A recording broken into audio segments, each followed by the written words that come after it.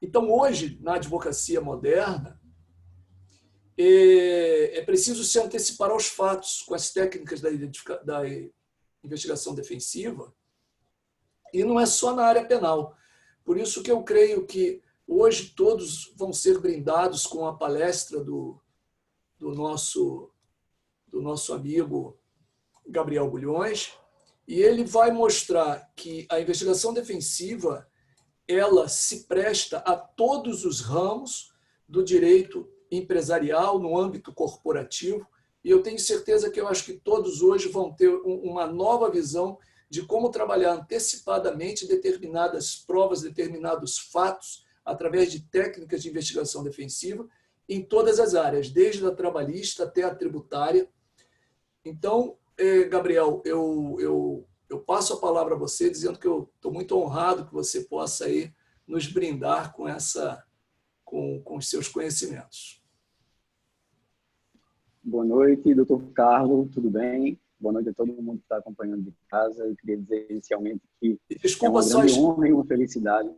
Só um detalhe, pode falar. É que eu estava sem vídeo, mas todos compreendem porque já me conhecem. Tudo bem. Passa a palavra. Perfeito. Eu queria registrar, né, o meu agradecimento pela oportunidade de fala. Para mim é uma grande felicidade estar dialogando com um público, na verdade, não criminal, né, porque uma das minhas principais bandeiras, desde que isso tudo começa, né, a ganhar relevo no Brasil em 2017, mais ou menos por ali, é que a investigação defensiva ela serve a todas as áreas, né, porque a investigação defensiva nada mais é do que a capacidade profissional, né, do advogado produzir uma prova de qualidade, produzir os elementos de informação que precisa para lastrear suas teses, suas hipóteses, e o que seriam das nossas teses sem lastro, né? Somente com ilações, com, enfim, elementos de baixo impacto cognitivo. E por falar em impacto, eu queria também registrar a satisfação de ter podido ver aqui a fala do ministro Almir, uma fala muito inspiradora, né? Uma fala muito impactante e que, como foi falado, é realmente muito necessária em tempos como esse. Então, eu queria, antes de entrar no tema, na exposição em si, né, registrar também o meu agradecimento ao Dr. Helder, né, que, enfim, eu saúdo aqui em nome de todos os associados e associadas da Rede Ju, que, na minha leitura, né, é a maior rede de articulação dos advogados da advocacia brasileira, né, e aí mostra seu peso também no cenário internacional. Então, minha enorme gratidão por, de fato, ter essa possibilidade de difundir um conhecimento, né, que é tão restrito, que é tão, digamos, escanteado, né, que foi durante tanto tempo completamente ignorado, tanto pela academia jurídica brasileira quanto pela própria advocacia, né? E a gente sabe muito bem que, hoje em dia, é preciso, e aí há uma diferença, obviamente, abismal no cenário da advocacia criminal e no cenário da advocacia civil, lato sensu, por assim dizer, porque a gente lida com uma diferença estrutural no procedimento, no próprio processo, que é a questão da paridade de armas, que de fato existe, ou existe pelo menos em tese, em potência, no ambiente civil, né, onde ambas as partes vivem ali um ambiente adversarial, né, um ambiente onde a gestão e a produção da prova naturalmente é reservada às partes. E a gente tem aí, né, em especial no Brasil, um processo penal ainda, como a gente fala, né, inquisitório, né, um tanto quanto autoritário, e que, de certa forma, tem uma série de diferenças que partem dos próprios locais de fala da defesa e acusação, né? Quando a gente tem ali o Ministério Público sendo estruturado, né, dentre outras agências de controle, investigação e sanção, né, já há décadas, no que toca ao aprimoramento de pessoal, aquisição de equipamentos, né, uma série de situações mais, que, contraposta à leitura da presunção de inocência, que erroneamente, né, quase como um canto da sereia, pregou tradicionalmente para a advocacia criminal brasileira que a prova no processo penal é reservada somente à acusação, e a presunção de inocência fica ali quase como um gol, e o advogado como um goleiro que não pode deixar a bola passar, quando, na verdade, né, a própria estrutura do processo penal,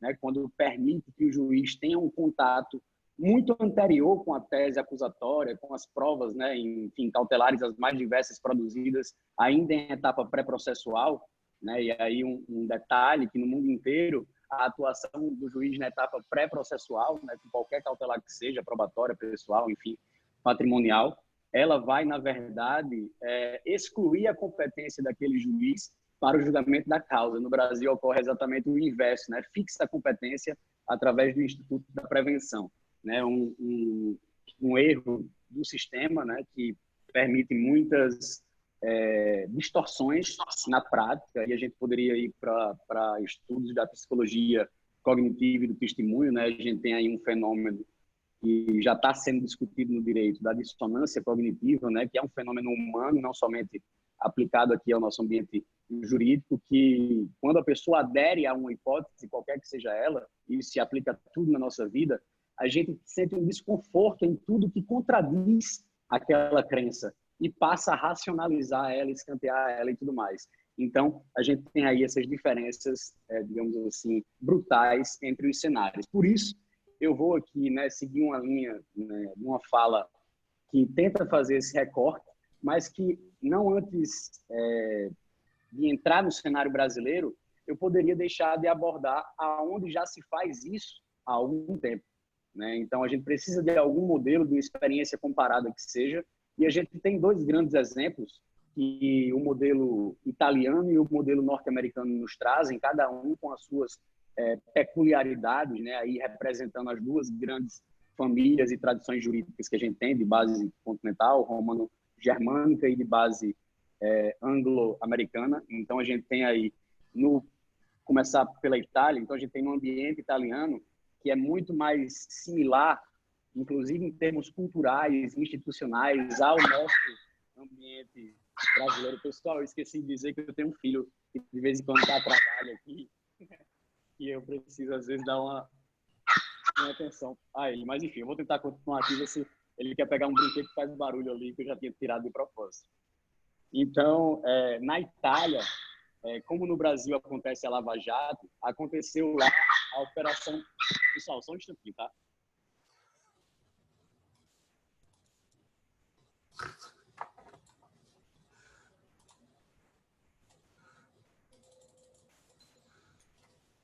Melhor dar ele, porque senão ele não ia parar. Você ia falar alguma coisa, Lucione? Não. Eu ia começar, mas você entrou de novo. Então, pode continuar. Ossos do ofício em tempos de home office, né? Acontece. Eu também fiquei falando sozinho, que eu não estava me vendo. Então, tá tudo certo. Empatamos. Show. Então, é o seguinte, na Itália, eu não vou me delongar muito nisso para entrar propriamente no recorte, né, que pode servir a vocês na prática de YouTube, que lá, com a Operação Mãos Limpas, ao final quase de uma década, né, de chamados Max Processos, que puniu centenas de pessoas em lote, eles perceberam, a advocacia criminal italiana, que não havia chance de êxito quando a advocacia não estava instrumentalizada do ponto de vista probatório, por uma série de questões que eu não vou entrar aqui, né? Os novos meios de investigação, as provas massificadas, o uso da criminologia midiática, né? O uso do populismo penal, que, enfim, tem suas consequências no ambiente democrático no geral, mas ao final disso tudo, a advocacia pôde perceber que para ela interceder naquele cenário, ela precisava estar dotada de ferramentas, de instrumentos e de técnicas investigativas que proporcionam o exercício pleno da função investigativa da advocacia no geral, não só criminal, né? Isso aí é algo que também é percebido nos Estados Unidos, quando a gente tem lá, né, um sistema tradicionalmente adversarial, onde a gestão das provas fica, de fato, para as partes, seja no processo penal, seja no processo civil. Então, é muito comum a gente ver a experiência norte-americana de advogados extremamente proativos, né, que localizam testemunhas, traçam perfis psicológicos, utilizam detetives particulares, paralegais, né, os experts, as testemunhas técnicas ou peritos, enfim. Sempre que a gente vê o retrato da advocacia norte-americana, a gente pode perceber essas características. Então, cada qual o seu modelo, né, vem ensinar aqui ao Brasil, né, no que a gente pode, obviamente, absorver aplicando ao nosso cenário, com as suas próprias características. E aí fica uma pergunta, será que a gente tem uma teoria da investigação defensiva no Brasil? Ao meu ver, não, porque é um tema muito novo, há muito a ser maturado, né? E as instituições ainda não estão dando a devida atenção. Então, nós não temos, por exemplo, um manual deontológico de boas práticas, nós não temos um projeto de lei que toque na matéria de uma forma mais completa e, querendo ou não, o que a gente pode observar nesse momento é um interesse muito grande por parte dos advogados na prática, né, que já começam a aplicar isso largamente e obter seus resultados, e também da academia, que, enfim, desperta para essas questões, né, produzindo aí uma sequência de obras e de artigos e de eventos que certamente já dão um norte para o advogado que quer se inteirar e se engajar, né, nessa nova atividade que apetece a advocacia no geral. E aí, pessoal, eu não vou me delongar no único diploma normativo de nível legislativo que a gente tem que fala sobre investigação defensiva, porque ele o Código de Processo Penal, que a gente não sabe quando virá nem se virá, né, que é o PL 8045, que está tramitando desde 2010, e que lá no artigo 13 prevê ali muito timidamente algumas questões que tocam, né, superficialmente, como eu falei, no tema. Mas aí a gente tem um provimento, que é o provimento 188 de 2018 do Conselho Federal da OAB, né, que nasce ali de uma proposição aqui da OAB da Seccional do Rio Grande do Norte, protocolado em outubro de 2017, e durante mais de 12 meses de discussão que passaram, obviamente, pela Comissão de Direito Penal, mas também pela Comissão de Direito Constitucional, exatamente por essa matéria de fundo, né, ser, de uma forma ou de outra, muito mais abrangente do que só o direito criminal. A gente tem aí na aprovação da última sessão da gestão do Lamáquia, em dezembro de 2018, um provimento que traz as bases, digamos assim, de uma teoria geral da investigação defensiva, trazendo segurança jurídica, ainda que a nível ético-disciplinar, né, para toda a advocacia brasileira. E, nesse ponto, eu queria frisar uma questão que, no início de tudo, né, ainda em 2016 para 2017, quando a gente estava elaborando ainda esse projeto, e por uma opção, digamos assim, de política interna do sistema OAB, que foi proposta pelo professor Edson Luiz Baldan, né, que é professor da PUC, delegado de polícia aposentado, que foi o autor do provimento também. E ele disse que o recorte criminal era necessário, pelo menos a priori, porque nós não teríamos chance alguma de aprovar o provimento no Conselho Federal, no pleno dos conselheiros federais, se a matéria não se resumisse a um ambiente criminal. Mas desde o início, como eu falei, isso aí para mim é muito claro, há uma percepção do advogado, da advogada, a partir do seu trabalho, com um instrumento, né? Um instrumento maior, que é a linguagem, obviamente, mas um instrumento, digamos endoprocessual, que é o elemento de informação à prova. Né? Então, a gente tem aí, em qualquer área do direito, em qualquer seara da advocacia, seja na advocacia criminal, obviamente, mas na advocacia empresarial, na advocacia trabalhista, laboral ou patronal, no ambiente tributário, fiscal, né, no cível em N situações, no ambiente do direito de família, direito de contratos, direitos imobiliários, né, direitos reais. A gente tem aí, na verdade, a possibilidade de usar a investigação defensiva a qualquer caso, seja de qualquer área for e a qualquer complexidade, de baixa a alta.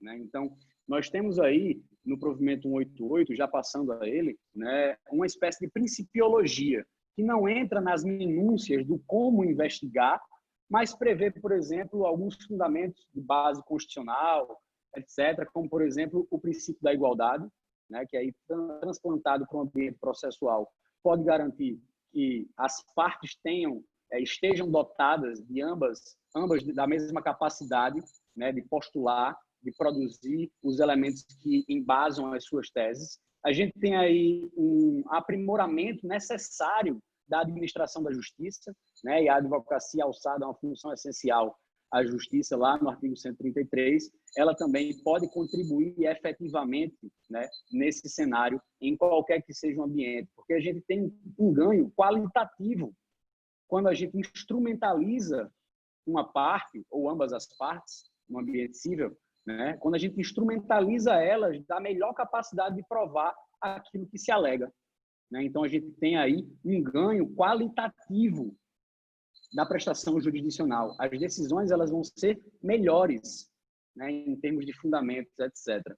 Aí, algumas questões que, enfim, ficam como premissas que nós não podemos nos desviar nem nessa atividade, nem em nenhuma outra, que passa necessariamente pelo respeito a todas as normas, as garantias e direitos alheios, né, as normas ético-disciplinares, etc. A gente tem algumas características da investigação defensiva ou o exercício da função investigativa da advocacia, seja qual for a área, né, que ela pode ser realizada a qualquer tempo, inclusive antes ou depois do processo. Antes do processo, num caráter preventivo, antecipatório, né? Então, a gente pode, por exemplo, numa situação, num contexto delicado que possa gerar margens a interpretações dúbias, né, a más interpretações, a gente pode produzir aquela prova que de fato, sustenta a versão real da história, que, enfim, pode nos favorecer. Se a gente começar a pensar com essa perspectiva antecipada e preventiva, a gente vai ver isso cada vez fazer mais sentido. Então, a gente pode ali aproveitar um momento para, se for necessário, no futuro eu retomo aquele elemento de informação. Se não, eu descarto, depois que se esvai o seu objeto, né? Então, isso pode se dar em muitas situações, como eu falei, ou até mesmo, obviamente, passando, né, por todo o procedimento judicial, mas também depois do trânsito em julgado, quando a gente tem, por exemplo, aí, no ambiente civil, a ação rescisória e no ambiente criminal, a revisão, que ambas dependem, né, em hipóteses restritivíssimas de cabimento, de provas novas ou de comprovar que as provas utilizadas no julgamento anterior, elas eram indevidas, foram falseadas, foram deturpadas, né, e aí a gente vai para as hipóteses de cabimento da ação rescisória e da revisão criminal. Há a possibilidade de subcontratação, então, o advogado que quer aplicar essa técnica, ele não precisa ser, de fato, exercer, de fato, a função investigativa de mão própria, por assim dizer. Ele pode contratar um colega, uma outra banca que possa fazer esse serviço, né? E aí, de acordo com a conveniência e disponibilidade de cada caso concreto, né? Aí há uma tendência, assim como o advogado norte-americano, a sempre que possível, né? E aí a gente passa por algumas limitações, obviamente pela limitação normativa, do respeito absoluto às normas, mas também pela limitação orçamentária e pela limitação cognitiva do advogado, do profissional, que precisa ter o tirocínio ali no caso concreto, né? Aquela sagacidade de identificar tempestivamente que aquela diligência cabe e vai trazer um resultado, né? Então, a gente tem essas questões aí a serem trabalhadas, porque a advocacia não é formada para tal.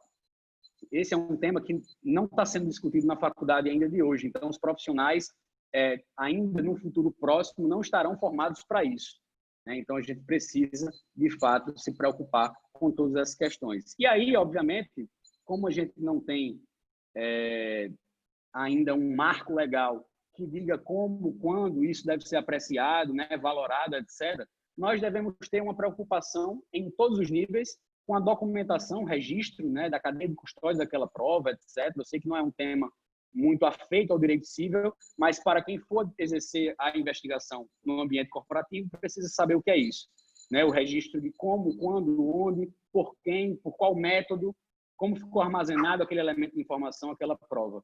Então, tudo isso precisa estar registrado, porque sua credibilidade futura na apreciação, na valoração daquilo, seja com a outra parte no ambiente extrajudicial, né, enfim, qualquer que seja o contexto, seja autoridade policial, ministerial ou judicial, você vai ter credibilidade questionada se você não apresentar essa segurança, esse profissionalismo técnico, né, dentro do trabalho que está sendo desenvolvido, dessa busca, dessa mineração das informações e das provas para fazer as estratégias processuais. Algumas técnicas que a gente pode usar, e isso aqui se aplica em qualquer ambiente, né, porque a gente vai estar descobrindo informação qualificada é ouro, né, dentro do processo com uma leitura estratégica, né, com um viés estratégico, que antes de passar a elas, eu preciso lembrar que nós não temos poder de polícia, né? Nós não contamos com cogência alguma, então sempre estamos ali interagindo, né, com a autoridade pública, o responsável da repartição, o proprietário do domicílio que vai ceder uma imagem do circuito interno de TV, o síndico do condomínio, a testemunha ocular que viu, presenciou alguma coisa ou ouviu dizer. Nós sempre vamos contar com o voluntarismo dessas pessoas. Daí, mais uma razão para a gente ser altamente profissional, né? Porque quanto mais credibilidade a gente passar, maiores as chances do nosso pleito ser atendido. Existem algumas coisas que a gente pode fazer para ir nesse sentido, né? Mas aí eu separei também alguns exemplos práticos de como investigar, né? O primeiro deles, e o mais fácil, é a busca por informações públicas, obviamente, né? Seja no ambiente físico ou virtual, né? No ambiente físico, a gente tem aí, por exemplo, o sistema cartorário do Brasil, né? Que é um país burocrático, formalístico, né? Arcaico nesse sentido, que está se modernizando, né? Já tem 7 estados aí que estão no sistema informatizado do CNJ, o que permite uma busca patrimonial facilitadíssima, né? A partir das ferramentas corretas já desses estados. Há uma expectativa de que a gente tenha todos os estados do Brasil até o final do ano. Eu não sei se essa pandemia ela vai e deve provavelmente atrasar pelo menos um pouco isso, mas enfim, é um cenário já que está no caminho sem volta. Então, a gente vai lá na lei de registros públicos e na lei dos cartórios, a gente vai ver que, primeiro, os cartórios são um manancial quase inesgotável de informações. Eu não preciso dizer isso porque todos vocês sabem, né? Para saber sobre estado de pessoas, negócios jurídicos, bens, enfim. E a gente sabe que isso aí é público, né? O tabelião, ele inclusive tem um procedimento para responder. E eu posso perguntar qualquer coisa sobre qualquer coisa e o tabelião tem que me fornecer aquilo e eu não preciso nem dizer a razão para que eu quero isso. Além de que, obviamente, pela fé pública que o tabelionato possui, eles podem transpor essa característica que nós não temos. Apesar de que, por exemplo, na CLT existe um dispositivo, né, que confere a fé pública em determinadas situações para o advogado, quando assim declara, sobre as penas da lei, etc. Na lei do PJE, idem. Né, na juntada do elemento digital ao processo eletrônico, nós temos na declaração expressa, nesse sentido, a fé pública conferida àquele documento. Então, a gente pode começar a utilizar isso aí. Mas, obviamente, a gente sabe muito bem que para ter um impacto cognitivo, muitas vezes, de um juiz que não vai simplesmente se convencer pela palavra do advogado, porque ele tem, enfim, suas próprias questões, traumas e complexidades, a gente vai ver que um selo cartorário, né, que transpõe a fé pública numa ata notarial, numa certidão, né, numa escritura, o que quer que seja, vai trazer maiores chances de convencimento, né? E aí, mais uma vez, obviamente, partindo de um viés estratégico. E a gente tem, por outro lado, a rede mundial de computadores, que hoje também, né, se encontra praticamente qualquer coisa que vocês quiserem, né? Seja nas fontes de dados abertas, nas ferramentas de busca, sejam nas redes sociais. Muita gente ignora o poder das redes sociais, mas se descobre muita coisa por lá. Enfim, a gente tem aí grandes possibilidades a baixo custo ou gratuitamente, né, nessa primeira situação. Nós temos também no Brasil a Lei de Acesso à Informação, a LAI, que é um marco internacional da transparência pública, que também permite o acesso não só ao advogado, mas à cidadania como um todo, né? Os jornalistas investigativos se valem muito disso, né? Já estão nessa estrada aí e muito mais maduros do que nós da advocacia, mas também se pode ter muita informação de qualquer agente público, repartição pública, contrato público, instituição pública, etc. né? Então, aí também mais uma possibilidade. Há uma outra situação, que essa é talvez muito mais comum de se aplicar, que é a inquisição e oitiva de testemunhas. Afinal, o processo, no geral, no Brasil, de todas as áreas, ele depende basicamente de testemunhas, né? Eu não vou saber as estatísticas do ambiente civil, mas no ambiente criminal a gente tem uma pesquisa do Ministério da Justiça, da rede da série Justiça em Números, que identificou que mais de 80% das condenações criminais no Brasil dependem exclusivamente de prova testemunhal. Então, daí a gente sabe, apesar das complicações da memória humana, das falsas memórias, etc., a gente sabe que as testemunhas elas devem ser reconhecidas como uma potencial fonte de informação. A realização de perícias, as mais diversas de qualquer área do saber, ou perícias transdisciplinares, a atuação de detetives particulares ou paralegais que possam ser investigadores, despachantes, etc., né, que nós, como advogados, não podemos estar a todo local, a todo momento. Existem diligências, campanas, observações, chás de cadeira e repartições públicas que a gente não pode, né, pela escassez de tempo, efetivar nós mesmos. Então, esses profissionais também podem auxiliar. A possibilidade de inspeções e vistorias em coisas, em imóveis, em logradouros públicos, etc. E outras tantas mais, pessoal. A gente não poderia prever jamais todas as técnicas de investigação, porque a complexidade dos fatos é que vai apontar quais são os melhores caminhos, né? E, no final das contas, numa investigação, seja defensiva, seja pública, a gente tem um ponto de partida, mas não sabe qual vai ser o ponto de chegada. E agora existe, e foi mencionado pelo Carlos, o projeto Ethos Brasil, né, que é um projeto que eu faço parte, que se encaixa aí nesse ramo de mercado que está nascendo no Brasil, que é o ramo de empresas de suporte a litígios, que reúnem profissionais, reúnem ferramentas, etc., para servir a advocacia quando ela precisa, né, acionar essas novas realidades. Então, desde serviços os mais diversos até ferramentas as mais diversas, como, por exemplo, a utilização de infográfico, a produção e edição de vídeos, né, linhas do tempo, storyboards, etc. Se alguém passando lá fora.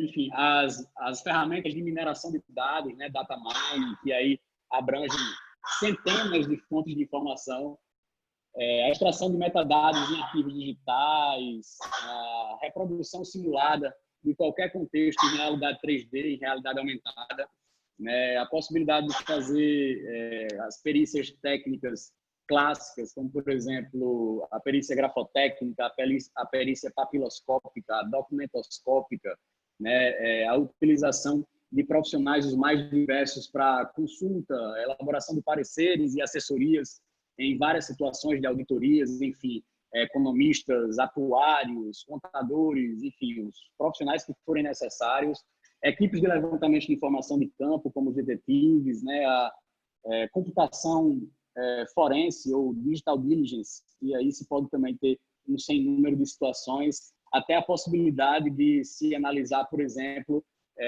entrevistas, inquirições de testemunhas, etc., do ponto de vista da psicologia do testemunho, com microexpressões faciais e toda uma série de situações de linguagem não verbal, análise comportamental, né, tudo isso. E aí, pessoal, eu sei que a gente já está correndo aqui, estou correndo para o fim para chegar ainda num ponto que eu deixei para o final, que é uma classificação que eu proponho, né, uma taxonomia, uma proposta disso, que divide a investigação defensiva para vários usos, né? Eu acredito que o carro-chefe hoje, até pelo limbo estatal que as vítimas se encontram, deve ser assistência às vítimas, sejam pessoas físicas, sejam pessoas jurídicas, né, vitimadas aí de ilícitos os mais diversos. Obviamente, a gente passa pela defesa clássica criminal, né, mas aí entrando no ambiente corporativo, né, a gente tem o ambiente colaboracional, que hoje em dia se aplica, inclusive, tanto ao empresário, né, que pode estar implicado em N situações, e a gente sabe muito bem que isso vem se tornando comum, quanto a empresas, quando a gente está falando de leniência, de coisas do tipo. A gente tem o uso no compliance, que o Luciano falou muito bem, e que, na minha leitura, estão diretamente relacionados e estão diretamente impactados os temas, né, da investigação corporativa e da investigação defensiva, porque a gente tem nada mais do que a função investigativa sendo exercida aí nas investigações internas, por exemplo, para apurar falhas de colaboradores, enfim, para due diligence, para apurar e fazer o background check de fornecedores, de clientes, de sócios, colaboradores, acionistas, enfim, seja qual for o cenário. A gente tem a popularização de um tempo para cá de operações de fusão e aquisição, né, onde ambas as partes precisam se precaver absolutamente antes de dar um passo, que muitas vezes pode ser sem volta, né? A gente tem situações no âmbito do direito concorrencial, né? A gente tem aí aplicações no direito, no ambiente de franchise, né? Para franqueadoras e franqueados, em N violações que podem acontecer de ambas as partes. E a gente tem, ainda dentro do ambiente da colaboração premiada, né? Hoje em dia, com a popularização desse instituto, os acordos de não persecução penal, né? A tendência ao geral, em geral, à justiça consensuada, né, no ambiente criminal, que vem desde a Lei 9.099, quando a gente instituiu o GECRIM, já com a suspensão condicional do processo e transação penal. E aí, já caminhando para o fim, pessoal, não sei quanto tempo eu tenho, que eu estou com as duas telas aqui sem relógio. Eu queria passar para alguns exemplos, né, em tese, e, se tiver tempo, para alguns casos concretos, que aí se aplicam especificamente no ambiente corporativo e empresarial. Carlos, eu ainda tenho quanto tempo?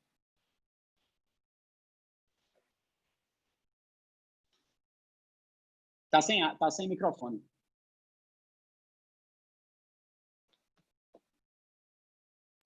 Pronto. Pelos meus cálculos, uns 15 minutos. Nós vamos abrir para as perguntas também, mas eu já aproveito que você me deu 1 minuto da sua palavra, só para dar um exemplo agora recente, que teve há menos de um mês, uma amiga da área vara de família comentando sobre uma questão que estava muito tormentosa nesse momento de pandemia, de um determinado alimento provisório que estava estabelecido num valor X e a parte contestou num valor 3x. Eles estavam desesperados porque não havia a mínima condição e era tudo baseado, vamos dizer assim, em mentiras. Eu falei, mas que prova você tem disso? Ela me mostrou uma série de fotos do WhatsApp da cliente dela e começou a falar de questões lá de financeiras. Eu falei, olha, por que você não faz uma ata notarial desse telefone, do WhatsApp, e por que você não pega um perito e faz rapidamente uma perícia sobre essa questão? Ela fez e o juiz aceitou e ainda deu uma pequena esculhambada na parte porque a perícia e a ata notarial demonstraram que ela tinha mentido na sua... Perfeito. Isso é investigação defensiva. Exatamente. Sem dúvidas. São pequenas técnicas de investigação. E eu fico defensiva. feliz com o exemplo que já mostra na prática algo que estava aqui no rol, que eu tinha colocado como o último dos exemplos, exatamente por não se aplicar ao ambiente corporativo, mas para ilustrar, né, ainda no campo geral do direito civil, como isso pode ser usado. E você falou de um caso que eu estou com um similar na ETS, quando a gente está fazendo aqui um levantamento geral patrimonial de um jogador de futebol que está se separando. Né? Então, a gente vê aí um potencial, de fato, muito grande, né, para potencializar as velhas demandas, na verdade. Né, dar uma nova roupagem, dar uma nova possibilidade. Na verdade, ajuda o juiz a decidir de forma mais justa. Ajuda o juiz a decidir de forma mais justa. Porque sem dúvida, mostra com técnicas, com documentos que tem uma abordagem técnico-científica que é diferente da abordagem da simples palavreado do advogado. Que, aliás, o advogado é o que menos tem fé, né? Nós sabemos disso. Então, nós temos que nos valer dessas técnicas. Perfeito. Então, caminhando aqui, perdoe-me se ficar muita informação para pouco tempo, eu vou meio que dar uma bombardeada aqui com alguns exemplos, mas aí a gente pode discutir melhor no momento das perguntas. Né? Eu, obviamente, não poderia passar para essas questões sem colocar o tema, né? Posicionar o tema, que afinal é muito novo, inexplorado, quase que por completo, né? Tanto na advocacia criminal, mas eu posso dizer na advocacia como um todo. Então, a primeira situação que interessa em praticamente todos os casos, né, do ambiente civil, que eu atuo por tabela, né, quando há uma interseção, uma interface dos casos criminais com um ambiente do processo civil, e há muitos casos em que isso acontece com o processo trabalhista também, porque no final das contas, no direito criminal a gente tem uma interface com todas as áreas, né? Porque o problema ele pode começar em qualquer setor, mas quando ele ganha um certo nível de gravidade, de complexidade, ele vem para o criminal. Né? Então, o criminalista ele precisa tanto saber, minimamente, em outras áreas, quanto estar municiado de experts, né, do direito de cada uma das áreas também. Né? Obviamente, isso se aplica também no direito civil, aí, porque muitas vezes a gente nem visualiza, mas em muitas querelas que vocês atuam tem um reflexo criminal, que se utilizado estrategicamente, mesmo que na barganha extrajudicial, podem ter um poder de convencimento muito severo, muito mais do que a ameaça de um processo civil, por exemplo, de reparação patrimonial. Quando você faz uma investigação de um contexto ainda que civil inicialmente, e eu tenho alguns casos aqui, que o problema começa no civil, mas aí o processo não anda, e aí eles querem radicalizar, aí vem para mim. E aí a gente faz o levantamento, e aí a gente comprova as condutas criminosas e chega para conversar. Quase sempre o processo é o seguinte: primeiro, o outro lado vem com o seu advogado de partido, né, um civilista. Quando ele se depara com o material, ele já diz: aqui eu não posso atuar porque eu não tenho capacidade de lhe orientar. Contrata um especialista. Aí depois vem um especialista da área criminal, que no mais das vezes se convence, e aí a reação vai ter de todo jeito. O cidadão, o empresário, enfim, que vai atender a orientação, o advogado que vai resistir a dar uma orientação nesse sentido, porque ele sabe que o litígio vai lhe render mais honorários, né, a todo tipo de situação que a gente se depara. Mas aí, voltando aqui, feita essa breve reflexão, o levantamento patrimonial em geral, né, isso interessa a muitos casos. E aqui eu coloco no geral mesmo, para ser o mais abrangente possível. Para, por exemplo, contemplar situações como fraude a credores, fraude à execução, né, casos de dilapidação patrimonial, casos de confusão patrimonial, para embasar, por exemplo, pedidos de desconsideração da personalidade jurídica, para comprovar, por exemplo, formação de grupo econômico, né? A gente vai para o ambiente dos contratos públicos com as empresas licitantes. A gente sabe que, muitas vezes, o ambiente licitatório não é de todo, não possui de toda a lisura, né? E a gente pode, muitas vezes, estar sendo vitimado ali por um conluio, um pregão, enfim, em qualquer que seja a modalidade licitatória. E a gente pode, por exemplo, formar um dossiê que comprove a idoneidade do licitante vencedor, para que aí vá para o segundo colocado e o terceiro colocado, até encontrar alguém, né, que atenda, né, as normas e toda a lisura do procedimento. Então, por exemplo, aí há também uma possibilidade de atuação. A demonstração, por exemplo, que aí serve ao direito civil também no geral, do potencial econômico da outra parte, para, por exemplo, ter argumentos para graduar um maior dano moral, um patamar maior, né? E as outras aplicações que a gente pode ter analogicamente a isso. E eu falo também aqui das disputas de alimentícias, né? Porque a gente comprova, muitas vezes, disparidades patrimoniais entre o que se alega para fixar-se o parâmetro, né, dos alimentos e aquilo que corresponde à realidade. E aí eu finalizo aqui, né, esse rol de exemplos abstratos, e eu queria falar só de 4 casos concretos. Eu tenho quanto tempo, Carlos? Agora, 6 minutos. 6 minutos. Para nós abrirmos para as perguntas, na verdade. Perfeito. Eu tenho um primeiro caso, que é uma líder no mercado respectivo dela, a nível Nordeste, que lida com um determinado segmento de peças automotivas, que teve uma gestão fraudulenta durante aproximadamente 6 anos, e quando houve a venda, né, das cotas e mudou-se a gestão e a administração, foi feita uma auditoria que se identificou um furo de 14 milhões na empresa durante aquele período, né? E aí houve uma série de... a gente identificou... Inicialmente estavam identificados 14 tipos de fraude. E aí, nessa situação, a gente teve balanços patrimoniais simulados, a gente teve forja no controle de estoque, a gente teve contratações de financiamentos e outros produtos financeiros para suprir, né, a cada final de exercício o rombo que estava se deixando, né, nas contas, enfim, essa análise contábil e financeira.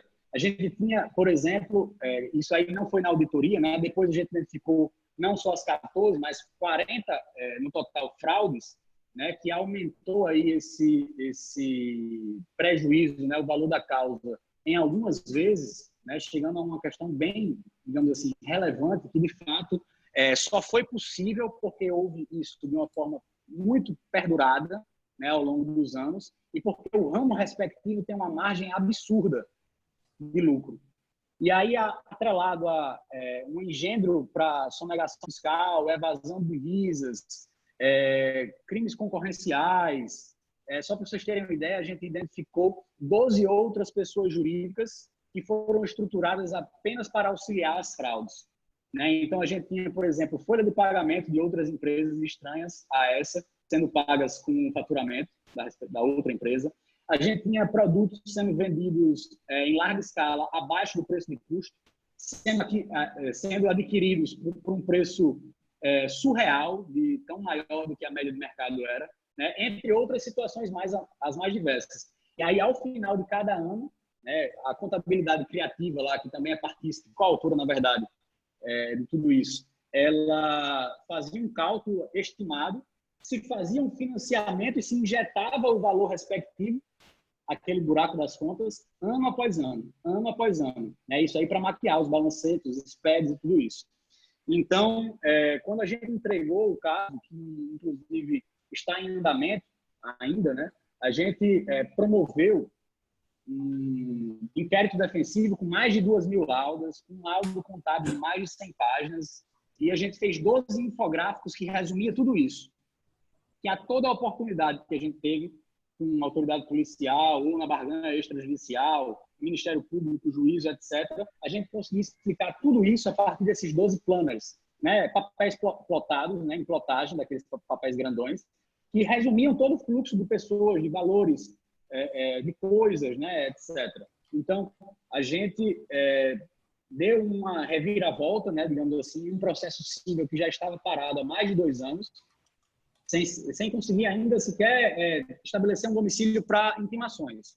Né? Ele foi citado, apresentou defesa, mas depois para a audiência já não morava mais, já não conseguiu localizar, e aí isso se arrastando, se arrastando. No ambiente civil a gente sabe que isso acontece muito, né? E as coisas ficam sem resolutividade, sem satisfatividade.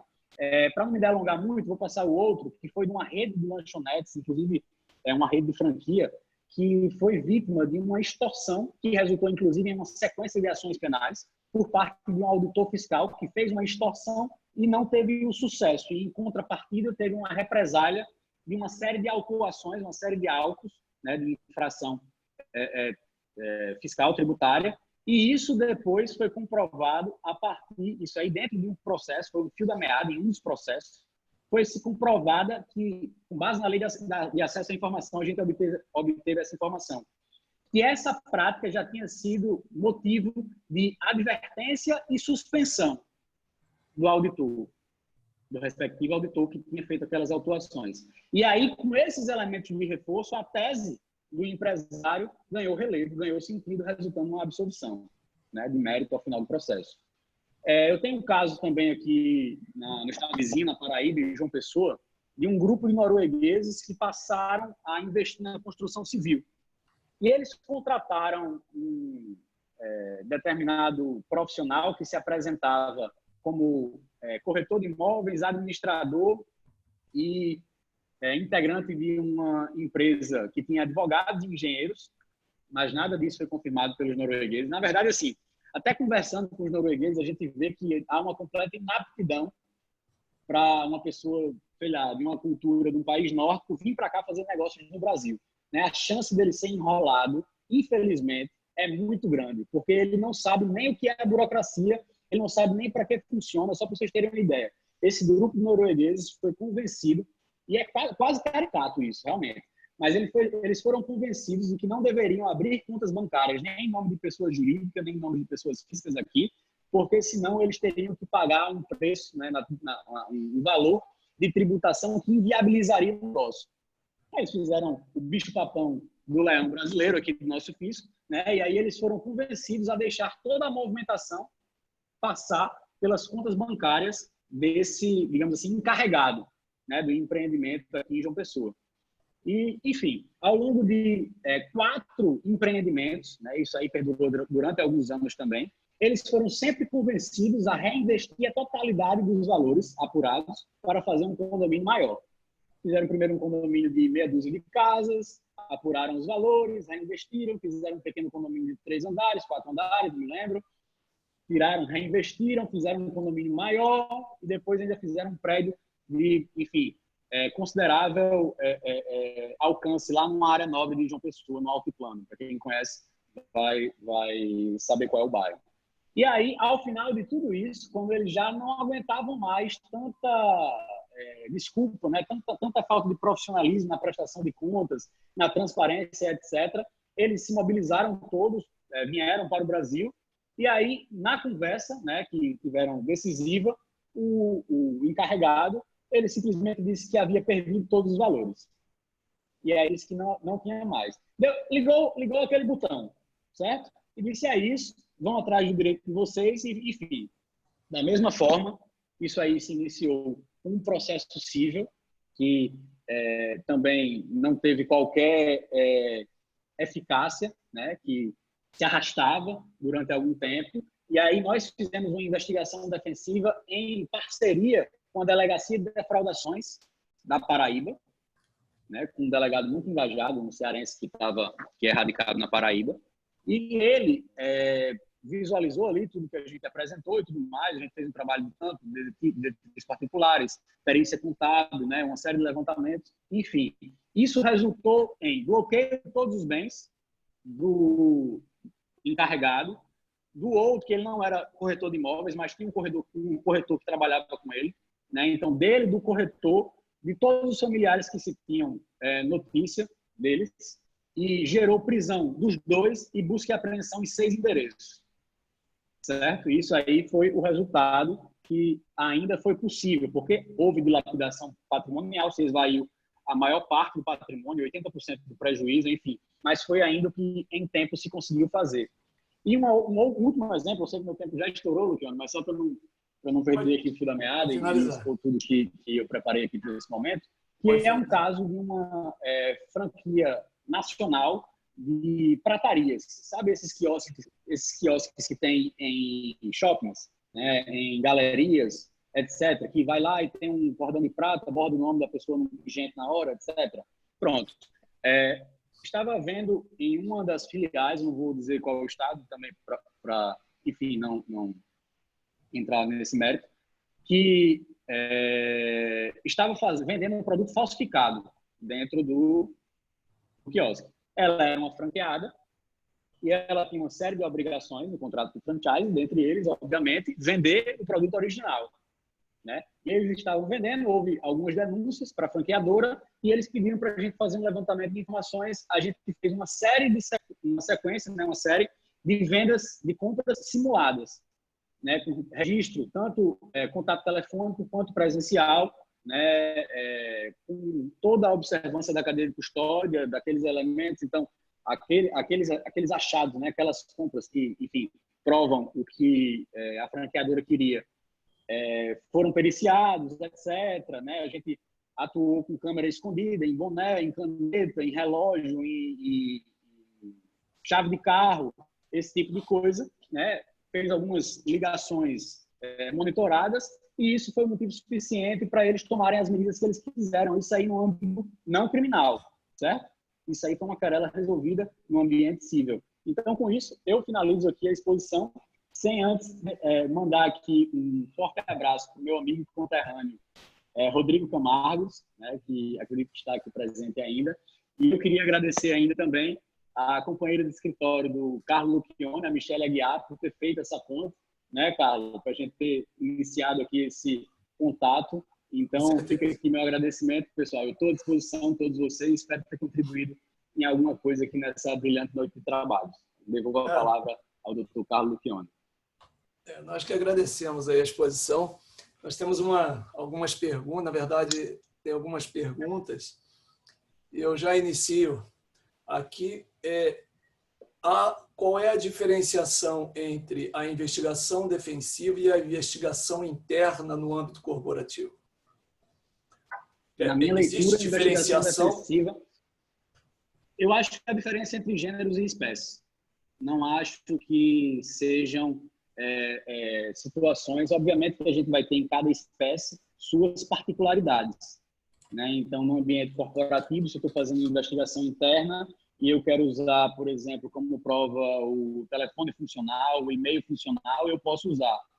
Se eu quiser acessar o telefone pessoal, o e-mail pessoal, eu não posso. Então, isso aí a gente já vai para a jurisprudência do TST, né? Se eu não tiver uma observância clara, por exemplo, na hora de inquirir, né, aquele colaborador que está ali implicado na posição de investigado, né, de qualquer que seja o fato, ele, das advertências legais, inclusive dele não produzir prova contra si mesmo, dele estar assistido por advogado, etc., eu posso estar cometendo uma falha que possa trazer uma nulidade à investigação interna no futuro, né? Então, a gente tem particularidades. Se eu, por exemplo, não deixar claro que eu sou advogado da empresa, não dele, isso aí pode gerar uma discussão. A gente não tem essa discussão no Brasil ainda, mas no cenário internacional isso já está bem estabelecido. Então, no geral, a gente tem o exercício da função investigativa da advocacia. E aí, Carlos, por uma questão até mercadológica da advocacia, é muito bom que a gente defenda que a investigação interna ela é a investigação defensiva, porque a investigação defensiva é uma atividade privativa da advocacia. Então, a gente foi desbancado aí desse contexto pelas Big Four, né, por outras empresas de auditorias que muitas vezes não têm sequer advogados, que trabalham com contadores, economistas, com outros profissionais. Então, a gente perdeu uma parcela significativa de mercado quando a gente deixou, né, que a investigação interna fosse descolada da função investigativa da advocacia. E a gente tem uma oportunidade de ressignificar tudo isso. Eu não sei se eu respondi, mas eu acho que é por aí. Eu entendi bem. Eu fiz essa pergunta e já nessa sequência, agora eu tenho aqui um esclarecimento que você possa fazer, que é o seguinte: antigamente, há alguns anos atrás, principalmente bancos e grandes empresas, até mesmo multinacionais, elas se valiam de determinadas investigações internas, onde elas, de forma unilateral, e eu entendo aí que eles não criavam evidências de boa-fé, de forma unilateral, tomavam depoimentos de pessoas para acusar alguma empresa ou alguma pessoa de algum tipo de fraude. Diversas investigações foram geradas por esses procedimentos, mas, posteriormente, todas também foram caindo por terra, porque não havia uma documentação técnico-científica que amparasse esse tipo de investigação que o banco fazia. Geralmente, eles pegavam auditores, davam aquela pressão na pessoa, a pessoa falava o que queria, às vezes era até mandada embora por justa causa, numa confissão, e eu vi vários casos serem revertidos. No seu entendimento, o diferencial desse procedimento de outrora para o atual, em termos, levando para a investigação defensiva, seria a produção de evidências de boa-fé na tomada, por exemplo, de depoimentos ou dessa investigação interna dos bancos, etc.? Meu cachorro está revoltado aqui, mas eu vou ligar o microfone e responder, certo? Acho que ele já está querendo atenção aí. Acho que alguém está com o microfone. Enfim, eu considero que a visão da investigação defensiva ela pode ser comparada, por exemplo, ao procedimento da polícia científica, que trabalha com perícias, que observa a cadeia de custódia, né, que fala essa linguagem científica. E aí a gente tem, nessa forma de agir, que sempre existiu e ainda existe nos bancos, existem as seguradoras, né, para fazer as investigações dos sinistros, etc. Ela é uma parcela de mercado que deve ser ocupada pela advocacia. Há muita oportunidade por aí. O Rodrigo está pedindo para falar sobre a Ethos. Eu já mencionei também a Ethos aqui, Rodrigo, e volto a falar, né? A Ethos ela é uma prestadora de serviços que une o profissional auxiliar, qualquer que seja ele, ao advogado que demanda isso na prática. Eu acho que eu respondi, Carlos, sua pergunta? Respondeu. Eu tenho aqui mais duas perguntas. Eu escuto aqui, pode ir fazendo. Enquanto eu escuto, eu vou dar um jeito aqui, senão não vou... Uma é bem simples. A pergunta... Pode fazer, estou escutando. Não veio a pessoa 048899, deve ser já dentro da investigação defensiva um detetive. Mas ele perguntando se é possível ser usado no direito eleitoral. Muito boa, trouxe ele aqui, porque eu acho que era isso que ele estava querendo, que ele não tinha entrado aqui ainda. Mas a gente tinha conversado com o Narciso, inclusive, né? O Narciso, Narciso, exatamente ele. Perfeito, Narciso. Amigo, inclusive, vou aproveitar aqui para dizer que eu tive um bug no meu backup, perdi a agenda, etc. Vou pedir que você fale de novo comigo para a gente encaminhar aquela questão da live e os outros projetos no ambiente eleitoral. Mas sim, se aplica como em todas as outras áreas, né? Eleitoral também. E a gente tem aí situações, né, numa dúplice vertente.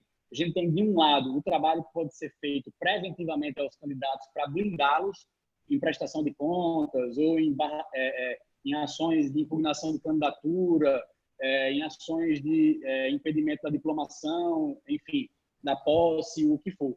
Né? Então, a gente pode, da mesma forma como eu falei antes, se aplica no ambiente político, numa situação, num contexto delicado que possa gerar margem a más interpretações, a dubiedades, a gente pode produzir aquela prova e, se necessário for no futuro, a gente aciona esse elemento, a gente recupera esse elemento para dar o devido uso. Se não, a gente descarta no futuro.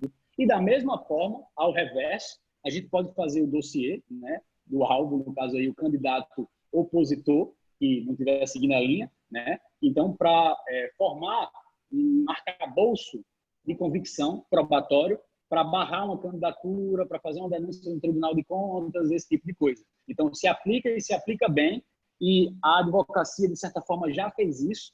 E a advocacia, vamos lá, a advocacia de alta performance, que eu sei que eu lido com essa parcela da advocacia, sempre teve uma pulguinha atrás da orelha em termos de proatividade, em termos de querer descobrir alguma coisa de mão própria, em termos de fazer isso, ainda que intuitivamente, ainda que sem um marco legal, ainda que sem um arcabouço teórico. O que a gente está tentando fazer aqui agora é profissionalizar isso, né? Capacitar o profissional para ele dar vazão ao máximo potencial que ele tiver nesse sentido. Não sei se eu respondi, mas acho que é por aí também. Eu creio que sim. Eu tenho mais duas perguntas, a princípio seriam as duas últimas. Uma do Vivaldo, referente a quando você citou a Lei de Acesso à Informação, que é muito usada pelos jornalistas para obter as informações. Como a Lei de Acesso à Informação pode ser usada pelos advogados para conseguirem as informações que possam ser usadas no processo, como é que os advogados trabalham isso? Eu vou dar uma dica que, como a gente não tem mais tempo, eu não vou poder entrar na minúcia dessa resposta, que eu acho que mereceria mais tempo para ela, porque realmente é um manancial muito grande de informações que a gente tem à disposição. Então, eu vou dar só uma dica, certo? Vamos aprender com quem já faz isso há um bom tempo e já faz muito bem, que são jornalistas investigativos. Existe uma associação só para isso. Ela é chamada ABRAGE, Associação Brasileira de Jornalismo Investigativo, certo? Lá eles têm, por exemplo, um manual ensinando como fazer os melhores pedidos de acesso à informação, com base em toda a experiência que eles têm, né? Dão uma série de dicas. Então, estipular um período determinado de tempo, mais curto possível, ser o mais claro possível, estruturar as informações em listas e uma série de outras dicas. Eles têm, por exemplo, mapeado também o mapa da transparência no Brasil. Então, você quer acionar determinada instituição, você vai lá no mapa, você sabe se já foi feito algum pedido a ela, se foi respondido, se foi negado, por qual motivo foi negado, em quanto tempo respondeu. E outras situações mais, pessoal. Acessem o site da Abrage e todo o material é gratuito e é um conteúdo relevante. No Brasil, principalmente, aos advogados, sempre foi um grande problema qualquer acesso à informação. Isso já foi até motivo de algumas lives exclusivas pela não observância dessa regra da lei de acesso à informação. É como se não, vamos dizer assim, eles têm muita relutância em dar o acesso ao advogado. Quando o advogado pede alguma coisa em algum órgão, isso tem que ser sempre via judicial. O advogado não é considerado. Essa é uma a gente ainda tem um vácuo normativo que não nos permite ter essa possibilidade, né? A gente tem, por exemplo, algumas situações bem pontuais que podem se aplicar. Por exemplo, a única cautelar probatória que eu, advogado, posso requerer é a busca e apreensão, mas eu posso, tanto no ambiente civil quanto no ambiente criminal. Seja em favor da pessoa vítima no ambiente criminal, seja em favor da pessoa acusada. Quase nenhum advogado sabe disso, muitos menos usam, né? A gente tem situações aí... Eu já requeri busca e apreensão, já. Eu já requeri até pedido de interceptação telefônica em processo. Perfeito. Apesar de não haver a previsão, né, do pedido de interceptação, a gente pode pedir aquele se colar, colou, né? Porque foi negado. Fazer um negócio foi negado, mas foi requerido. Agora eu tenho uma última. Ou de uma vítima? Sim. Eu tenho uma última pergunta. Acusado ou vítima, Carlos? Você estava na hora que você fez o pedido de interceptação. Pela vítima. Você estava assistindo que lado? Pela vítima? Pela vítima. Geralmente as portas se abrem quando você está em favor da vítima. Mas eu consegui a busca e apreensão. Perfeito. A busca e apreensão foi deferida. Isso é importante, porque os poucos advogados têm o costume de pedir uma busca e apreensão de algum tipo para colher algum tipo de prova. E tem outras questões também. É um exemplo que eu acho que vale a pena mencionar. Existem outros tantos no CPC que a gente usa também subsidiariamente no processo criminal, que, por exemplo, permite a intimação extrajudicial com validade. Tem previsão no CPC que a intimação, né, via notário, ela tem validade judicial. Então, isso pode ser utilizado para inquirir, por exemplo, testemunhas dentro de uma investigação do próprio escritório de advocacia, né? Fica como mais um exemplo aí. Com certeza. Eu tenho uma última pergunta aqui, que é justamente da Michele, né? Michele Aguiar. Há nos Estados Unidos o Done Investigate, que se traduz no dever de investigar do advogado. Considerando o sistema acusatório brasileiro e o cenário do Estado pós-democrático do nosso país, a investigação defensiva deve ser pensada e mesmo normatizada como um dever do advogado? Muito boa pergunta, certo? Eu vou até aproveitar que eu não pude falar muito do modelo americano, mas eu vou dizer que lá esse Duty to Investigate é estipulado pela ABA, que é a OAB americana, só para os criminalistas. Mas você não vai encontrar nenhum advogado que não faça isso, seja qual for a área. Mas o dever de investigar, ainda que seja réu confesso do seu cliente, é somente do advogado criminalista. Eu tenho um texto publicado no Conju com o professor Auri Lopes Júnior e o professor Alexandre Moraes da Rosa, que a gente fala, o título é exatamente esse. Eu acho que sintetiza tudo isso. Investigação defensiva, 2 pontos. Poder, dever da advocacia e direito da cidadania. Por quê? Porque o cidadão, ele tem o direito de ver o seu direito, ficou estranho, mas enfim, ele deve ver observado, né, na prática, o seu direito sendo defendido por todas as formas possíveis e imagináveis dentro da licitude. Se o advogado não tem essa capacidade, ele não pode defender o direito do cliente dele em toda a sua plenitude, exaurindo as capacidades, né, esse potencial. Então, muitas vezes a gente pode ter tido decisões judiciais drásticas porque o juiz ele não tinha os elementos devidos, corretos que ele devia ter para apreciação, que só poderia ter sido levado pelas partes, em tese, pelo menos, né? Se a gente não for considerar a iniciativa probatória do juízo.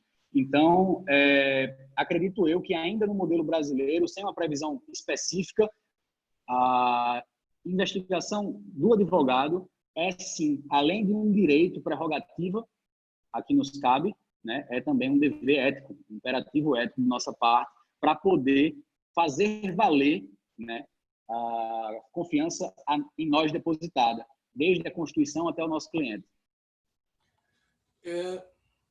Ótimo esclarecimento. Eu tenho mais uma última que surgiu. Na verdade, é um comentário do Fábio Aguiar, que foi uma excelente apresentação, de aliar a técnica da investigação, da inteligência investigativa e engenharia social, direito investigativo, em prol dos interesses do cliente. É uma expertise que pouquíssimos advogados possuem. E eu acrescento aqui, parabenizando aí a excelente exposição que foi dada a todos nós aqui, muito esclarecedora para muitos que não tinham conhecimento da importância da investigação defensiva nas outras áreas do direito, indubitavelmente, desde a trabalhista até a tributária e todas mais. Eu creio que quanto mais o advogado tem conhecimento dessas técnicas do que é possível e do direito, eu creio que só vai aprimorar e os juízes vão passar até a respeitar mais, porque eles vão dar mais credibilidade a uma classe que, na verdade, o Ministério Público, o depender, eles sempre têm a razão. E fica muito difícil para nós colocarmos essa razão sem um instrumento eficaz de probatório e de fé pública para que o juiz possa melhor avaliar qualquer tipo de demanda. Mas é isso, eu passo a palavra agora ao nosso presidente Helder e obrigado mais uma vez aí pela apresentação. Eu que agradeço. Gostaríamos de fazer 2 registros. Primeiro, os agradecimentos ao Dr. Gabriel Bulhões por haver compartilhado a sua sabedoria conosco. Realmente muito enriquecedora a sua proposta, diferenciada e que agregou muito conhecimento para todos nós. Nós somos muito privilegiados em poder ouvi-lo. Agradecemos muito a sua disponibilidade. Do mesmo modo, o Dr. Carlo Lucchioni, que o indicou, que conhece o trabalho e que é uma testemunha da sua qualificação. Nós agradecemos pela condução do trabalho. Queríamos agora